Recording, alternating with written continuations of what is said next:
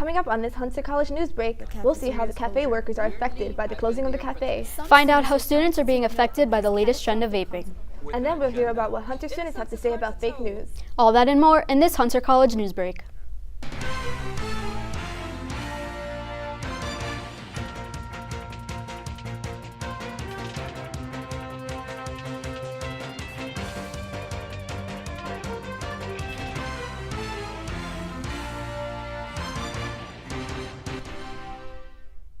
Welcome to this Hunter College Newsbreak. I'm Crystal Rand. And I'm Tina Florio. Hunter College's cafe is finally reopened again. The cafe workers lost their jobs after the closing. 15 workers out of 21 are being promised they'll get their jobs back. I have more on how the Hunter's cafe is closing is affecting the employees. Meet Ernest Delgado, a 30-year-old student at Hunter College who was a worker at Hunter College's previously closed cafe. He was one of the few food service employees working in one of Hunter's newer and smaller cafes, and is upset about the cafe's closing. Weirdly, I've been there for 10 years, so it was like, it kind of felt like my family was just ripped from me. Delgado says that when the cafe closed, none of the workers were notified. He also says that he isn't sure of his benefits, but knows he's being paid less than before. According to a Hunter College spokesperson, Hunter College is now being forced to switch to a new food vendor that is community-wide. As for the employees returning back, employees like Ernest Delgado have moved on to find better jobs. However, most of the employees have returned back. The spokesperson also stated that the workers would be able to have the same benefits as they had before. However, members of the Internationalist Workers Union aren't sure about that. The members are posting flyers all around Hunter's campus to make sure the students are aware about what's happening. The administration has been so ambiguous, with promises to perhaps rehire some people.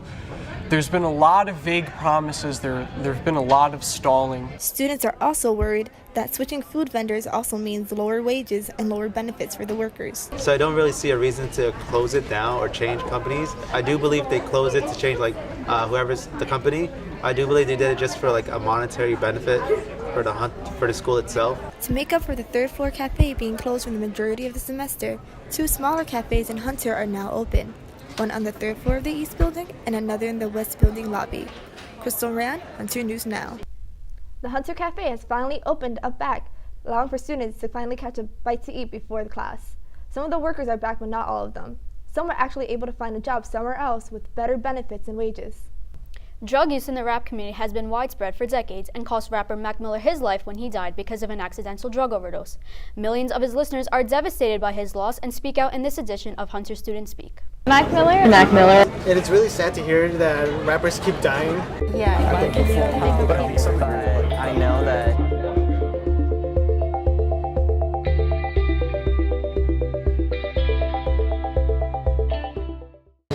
it made me really upset. The passing of Mac Miller, even though I'm not a rap fanatic, it's really sad to hear that rappers keep dying. Definitely sad. I remember I used to listen to him back in the day. It made me feel horrible, to be honest. the fact that there has been a string of famous people abusing drugs and that leads to them passing, it has affected me just a little bit. Suicide has become such a big thing, especially in this year with Kate Spade and Anthony Bourdain. Just to hear that somebody that young passed away from drug abuse is heartbreaking. It made me think about how we don't really take drug addiction as seriously as it should be taken. I think he was so important, maybe not to me personally, but I know there's a ton of people who are deeply affected by his passing. He had so much more memories to make, so much more of an impact to leave on the lives of others, and it was cut short due to drug addiction. He inspired me now to address addiction a little more seriously. It wasn't just Mac Miller dying. I think it's just how the number just increases. And I think that was the only thing that impacted me. It was just the increasing of the suicides. And he was always positive. It was never negative with him, he really had a message and what he wanted to convey. And that's going to be the input that he leaves on this world. According to PittsburghFoundation.org, Mac Miller's family has partnered with the Pittsburgh Foundation to establish the Mac Miller Circles Fund, which will provide resources and opportunities to youth from underserved communities. Vapes, Juuls, and e-cigarettes are some of the most popular devices that stimulate the feeling of smoking. According to a Gallup poll released earlier this year, 20% of people between ages 18 and 29 vape regularly or occasionally. If you look around Hunter, you'll see it's popular among college students as well, and not without its risks. Hunter College junior Lydia Rep says that although she understands the risks of vaping, she still prefers it over smoking cigarettes. I say one pod equates to one pack of cigarettes, but I never liked smoking cigarettes and never seen, the purpose to it. So I picked up a Juul and it kind of stuck, and I'm not proud of it. Reps is in good company at Hunter, where many students vape on campus, both inside and outside. A study by the CDC says nicotine exposure can disrupt the growth of brain circuits in young adults.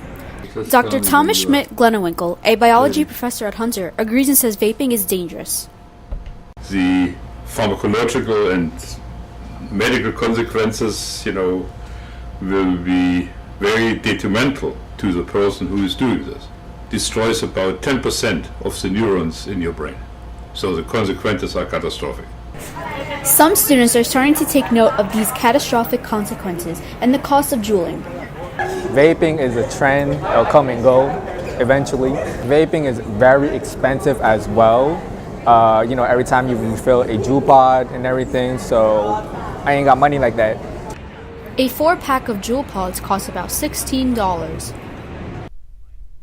Many people turn to vaping products to stop smoking cigarettes. In fact, the CDC says that teenagers who vape are more likely to smoke cigarettes in the future. The term fake news is a trending topic since Donald Trump's election in 2016. In this edition of Hunter Student Speak, students discuss what they think about fake news and what they're doing to avoid it. So fake news came about when Donald Trump became president. I think 2 years ago, like around the time of the elections. But I know that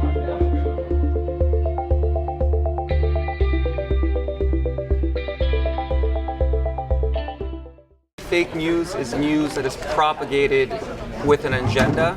In a sense, it's hard to tell what's fake and what's real. News that's not based on proper sources or that has been totally made up. Anything that is reported and is biased.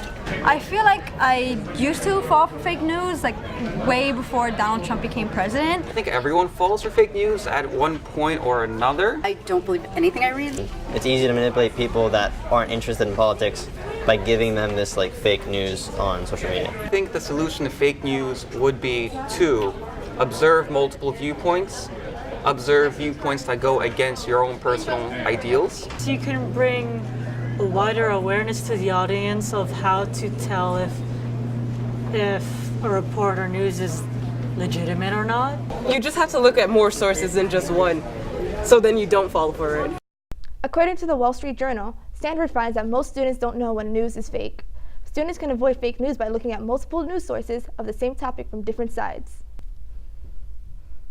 And that's all for this edition of Hunter News Now. On behalf of everyone in the studio, thank you for watching.